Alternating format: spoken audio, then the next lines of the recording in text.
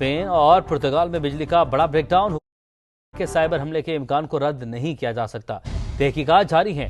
बरतानवी media के मुताबिक बिजली के अचानक बंद होने से पब्लिक ट्रांसपोर्ट का निजाम बैठ गया, सड़कों पर ट्रैफिक जैम हो गया, एयरपोर्ट्स पर भी मुतअद्दिद परवाजें ताखीर का शिकार हुई। ब्रेकडाउन की ओपन टेनिस टूर्नामेंट में स्कोर बोर्ड्स और कैमरे बंद हो गए। मजीद जानते हैं समा के नुमाइंदे कमर फारूक से। जी कमर, बताइएगा।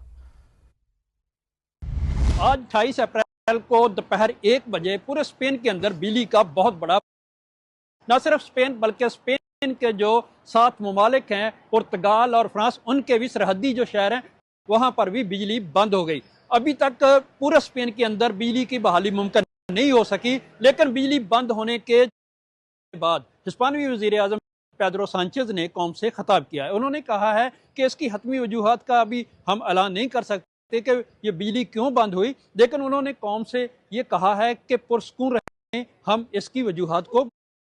दूसरा, उन्होंने सिक्योरिटी को तीसरे दर्जे में बढ़ा दिया है, यानी कि बहुत ज़्यादा हाई अलर्ट सिक्योरिटी कर दी गई है। पेड्रो सांचेज ने मराकश और फ्रांस का भी शुक्रिया अदा किया है कि इस मुश्किल वक्त में उन्होंने हमारे साथ की है।